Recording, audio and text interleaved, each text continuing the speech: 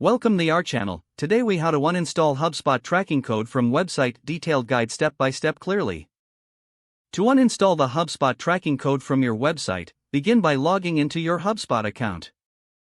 Navigate to your account settings by clicking on the gear icon in the top right corner.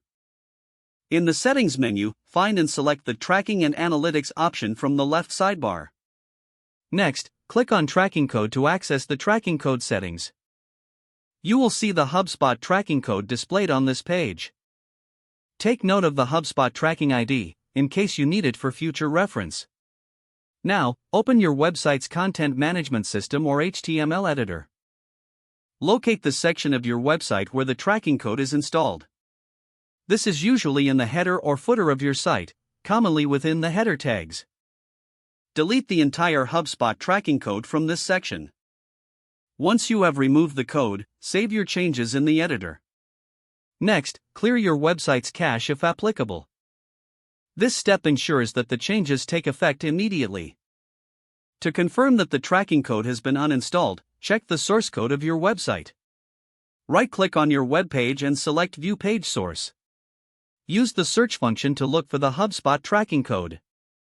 If it does not appear, the uninstallation was successful.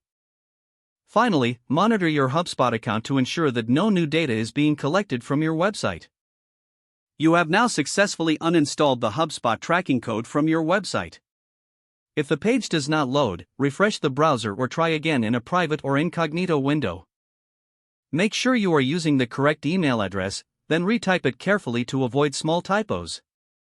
If your password is not accepted, use the reset option and create a new strong password you can remember. Check your spam folder for verification or security emails, then complete any requested confirmation steps. Enable two-factor authentication if available to improve account security and reduce unauthorized access risk. After signing in, review your profile details so your contact information and settings are accurate and current. If you see an error message, note it down and try again after restarting your device and internet connection. Log out when you finish, especially on shared devices, to keep your account and payment information secure. If the page does not load, refresh the browser or try again in a private or incognito window. Make sure you are using the correct email address, then retype it carefully to avoid small typos.